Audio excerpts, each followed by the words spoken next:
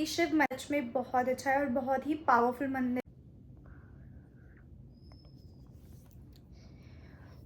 तो अभी बज रहे हैं 4:30 सुबह के और आप सोचोगे कि मैं कहीं जा रही हूँ। नो, मैं कहीं नहीं जा रही हूँ। मैं रोज़ इतने ही बजे उठती हूँ। इनफैक्ट आज मैं थोड़ी सी लेट हो गई हूँ। मैं जा रही हूँ मॉर्निंग वॉक के लिए और ऐसा ही होता है, कभी मॉर्निंग वॉक के लिए चली जाती हूँ और समटाइम्स मैं घर पे ही एक्सरसाइज कर लेती हूँ। तो आज मैं जा रही हूँ वॉक के लिए। मैंने सोचा आज सुबह से ही व्लॉग स्टार्ट करती हूँ, तो इसीलिए मैंने ब्लॉग स्टार्ट किया। और मैं धीरे इसलिए बोल रही हूँ क्योंकि सब लोग सो रहे हैं इसीलिए। तो चलो बाहर चलते हैं और बाहर चल के मैं आपको दिखाती हूँ। मेरे साथ में एक जना और जाता है, मैं डायरेक्टली बाहर चल के बताती हूँ कि कौन जा रहा है। तो बाहर तो भी अंधेरा हो रहा है, मतलब थोड़ी थोड़ी रोशनी होनी स्टार्ट हुई है। वैसे हम लोग ज़्यादातर 4:30 बजे तक निकल जाते हैं 4 बजे उठ के, बट आज मुझे भी लेट हो गया है और साथ में मेरी जा रही हैं भाभी, उनको भी लेट हो गया है आज। तो फटाफट निकलते हैं।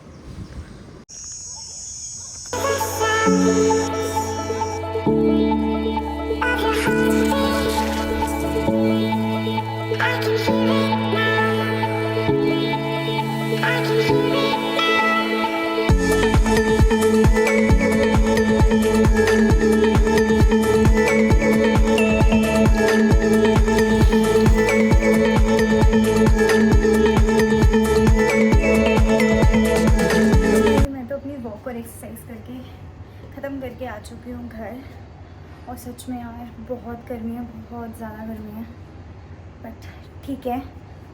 गर्मियों में वेट लूज़ करना और आसान हो जाता है क्योंकि स्वेटिंग अच्छी खासी हो जाती है। तो बस अब चलते हैं ऊपर और थोड़ा बहुत मेरा एडिटिंग का काम बचा है वो ख़त्म करते हैं और अपना डेली रूटीन का काम शुरू करते हैं। तो भाई हमारे घर में तो आज ब्रेकफास्ट में बन रहा है मेरा फेवरेट इडली सांभर। वो बात अलग है कि वो आज बन पापा की डिमांड पे रहा है, बट अपने को क्या है, अपने को तो सिर्फ खाने से मतलब है। तो आज ब्रेकफास्ट में हम करेंगे इडली सांभर और फिर उसके बाद देखेंगे आगे के कुछ प्लान्स हैं। शाम को हमें जाना है दुदेश्वर नाथ मंदिर में दर्शन करने के लिए, तो देखते हैं कि पॉसिबल हो पाता है या नहीं, बट फ़िलहाल तो पहले हम ब्रेकफास्ट के मज़े लेते हैं। तो फ़िलहाल तो भी यहाँ पे हो रहे वेजिटेबल्स बॉईल और इधर हमारी सूजी भीगी हुई है। अब बनाना तो आता नहीं, तो खाना आता है तो वही कर लेते हैं। तो यहाँ हमारे इडली सांभर एकदम रेडी होकर आ गए हैं, गरम गरम, टेस्टी टेस्टी।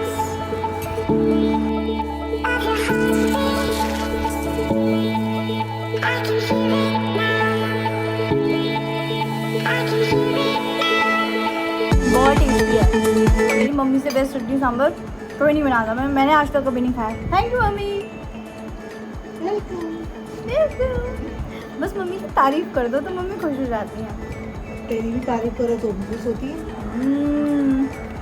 पानी की टंकी बंद करो, मोटर भर गई। मम्मी और मैं दोनों हो चुके हैं रेडी निकलने के लिए। जैसे कि मैंने सुबह अपनी वीडियो में बताया था कि मुझे जाना है एक मंदिर जो कि शिव मंदिर है। मंदिर का नाम है दुदेश्वर नाथ मंदिर, और मैं नहीं जानती कितने लोग उस मंदिर के बारे में जानते होंगे या उसकी कथाओं के बारे में जानते होंगे। वैसे जो लोग गाज़ियाबाद से होंगे उन लोगों को पता होगा कि वो मंदिर कितना पावरफुल है और कितनी मान्यता है उसके बारे में। और जो लोग बाहर से देख रहे होंगे उन्हें आज देख करके पता लग जाएगा, या मैं उन्हें बताऊंगी बाद में कि क्या उस मंदिर की जो भी कहानी, जो भी कथाएं हैं उसके बारे में। बट मंदिर सच में बहुत अच्छा है और बहुत ही पावरफुल मंदिर है, बहुत मान्यताएं हैं उस मंदिर के बारे में। तो अभी निकलते हैं घर से, और सिर्फ मैं और मम्मी ही जा रहे हैं। तो अभी घर से निकलते हैं और डायरेक्टली जा कर के मैं आपको मंदिर दिखाती हूँ।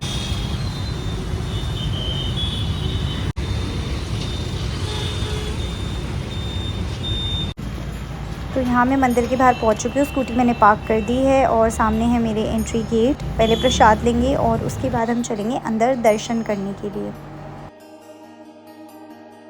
तो यहाँ से अंदर एंट्री करते ही सामने है मंदिर, और मंदिर बाहर से कुछ इस तरीके का दिखता है। प्रसाद हमने बाहर से ही ले लिया था, इसलिए हम लोग डायरेक्टली अंदर चले गए दर्शन करने के लिए। पहले हम करते हैं पूजा और उसके बाद मैं आपको बताती हूँ इस मंदिर के बारे में और इससे जुड़ी हुई कथाओं के बारे में। शिवलिंग पे जल चढ़ा करके हम बाहर आ गए थे, बाहर पूजा करने के लिए। तो अंदर मैंने कोई भी फ़ोटो या वीडियो नहीं ली शिवलिंग की।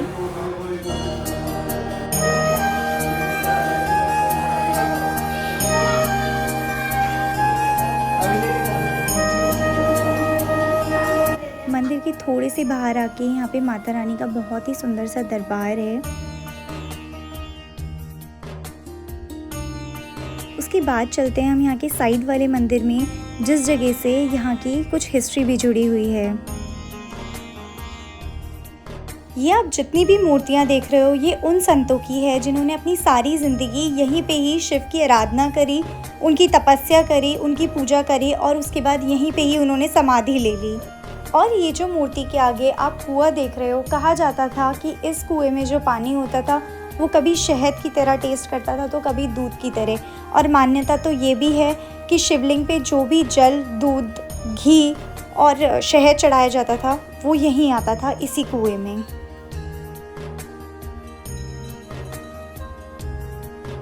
तो चलिए इस मंदिर के बारे में कुछ बातें जानते हैं। कहा जाता है कि इस मंदिर की कहानियां रावण काल से भी जुड़ी हुई हैं। कहा जाता है कि पहले रावण के पिताजी यहाँ पे पूजा अर्चना और भगवान शिव की आराधना किया करते थे और उसके बाद में रावण भी यहीं पे ही पूजा किया करता था। कहा जाता है कि रावण ने अपना एक सिर काटकर इसी मंदिर में भगवान शिव को अर्पित किया था। इस मंदिर को बनाया भी बहुत ही सुंदर तरीके से है।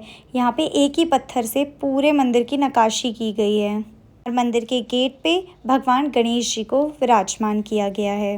और ये तो हम सभी जानते हैं कि रावण कितने बड़े शिव भक्त थे। उन्होंने यहाँ पे कई सालों तक भगवान शिव की आराधना करी है, उनके सामने तपस्या की है और उनकी तपस्या से खुश होकर भगवान शिव ने यहाँ पे दर्शन भी दिए हैं। कहा जाता है कि यहाँ का शिवलिंग जो है वो स्वयंभू है। स्वयंभू यानी कि खुद से ही उत्पन्न हुआ शिवलिंग है और यहाँ का शिवलिंग धरती से 3.5 फीट नीचे है। यहाँ की एक और बहुत मानी हुई कथा है जो हम तो अपने बचपन से सुनते हुए आ रहे हैं। कहा जाता है कि इस मंदिर के पास के ही एक गांव जिसका नाम कैला है, जब वहाँ से गाय चरवाहों के साथ में यहाँ चरने के लिए आती थी, तब इस टीले पे पहुंचकर खुद ब खुद उनकी दूध की धारा यहाँ बहने लगती थी और घर जाकर के वो दोबारा दूध नहीं देती थी। जब कुछ दिन लगातार ऐसा ही होता रहा, तब गाँव वालों ने आकर के यहाँ पे जब खुदाई करी तो यहाँ पे शिवलिंग निकला। उसके बाद ही लोगों ने यहाँ पे शिवलिंग की स्थापना करी और इस मंदिर का नाम तभी दुधेश्वर नाथ मंदिर पड़ गया था।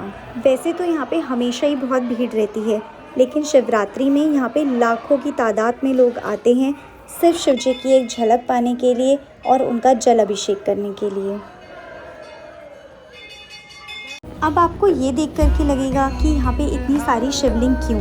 तो ये सिर्फ शिवलिंग ही नहीं है, ये उन महंतों, उन संतों की समाधियाँ हैं जिन्होंने अपना पूरा जीवन इसी मंदिर में भगवान शिव की पूजा करने में, उनकी आराधना करने में, उनकी तपस्या करने में निकाल दिया।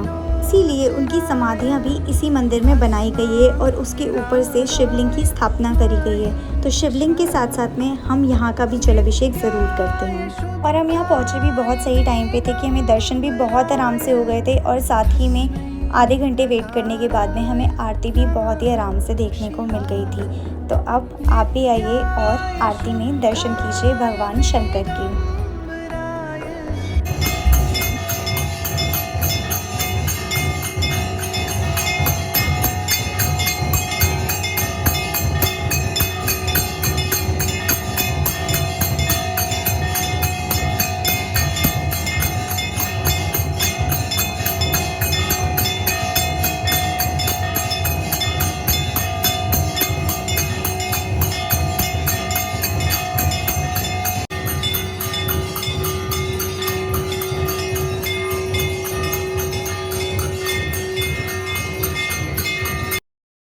तो चलिए, हमारे दर्शन भी बहुत अच्छे हो गए और आरती भी अटेंड करने के लिए मिल गई। और यहाँ मम्मी नंदी जी के कान में कुछ तो विश मांग रही हैं। तो हाँ, कहा जाता है कि इस मंदिर में मांगी हुई हर एक विश ज़रूर पूरी होती है। तो चलिए अब हम निकलते हैं घर के लिए और मैं डायरेक्टली आपसे घर जाकर मिलती हूँ। ओके, सो मैं आ चुकी हूँ घर वापस और वापस आके मैंने चेंज वेंज कर लिया, फ्रेश वगैरह हो गई हूँ। बाहर बहुत ज़्यादा गर्मी है और खैर वो तो चलो अलग बात है। तो मैं मंदिर के बारे में आपको बता चुकी हूँ, उनकी कहानियों के बारे में, उसकी कथाओं के बारे में।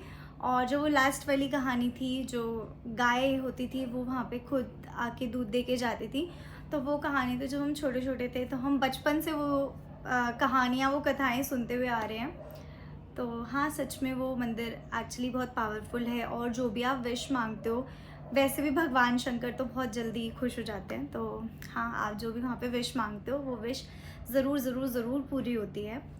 और एक चीज़ और मैं आपको बता देती हूँ कि आप वहाँ पे पहुँच कैसे सकते हो। ये मंदिर जो है ये गाज़ियाबाद में है। और अगर आप बाय ट्रेन आ रहे हो कहीं से भी, मतलब किसी भी स्टेट से या कहीं और से, आप स्पेशली इस मंदिर में दर्शन करने के लिए आ रहे हो, या कहीं आसपास से भी अगर आ रहे हो, तो near by railway station Ghaziabad junction है। और कहीं दूर से अगर आप आ रहे हो ट्रैवल करके, तो दिल्ली नियर बाय एयरपोर्ट है, अगर आप बाय एयर आ रहे हो तो। अदरवाइज़ अगर आप लोकली कहीं रहते हो या आसपास कहीं रहते हो, तो आप अपनी कार, बाइक्स वगैरह इन सब चीज़ों से आ सकते हो। बट हाँ, वहाँ पे एज इन कोई प्रॉपर पार्किंग फैसिलिटीज़ अवेलेबल नहीं है।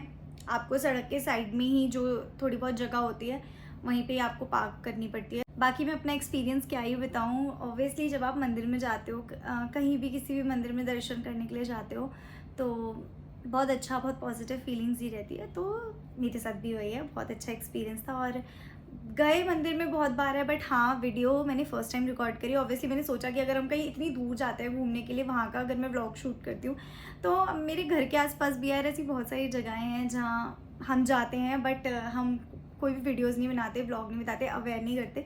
तो बस इसीलिए मैंने इस बार सोचा कि अगर मैं जा रही हूँ तो मैं वीडियो ज़रूर से रिकॉर्ड करूँ, ताकि मेरे लिए भी वो मेरी मेमोरी रह जाए। और साथ ही में जिन लोगों को नहीं पता है उस मंदिर के बारे में, तो वो भी जाने और डेफिनेटली इस मंदिर में दर्शन करने के लिए ज़रूर आएँ। अच्छा लगा हो तो वीडियो को लाइक, शेयर, सब्सक्राइब ज़रूर करना। And that was it for this blog. Her her Mahadev.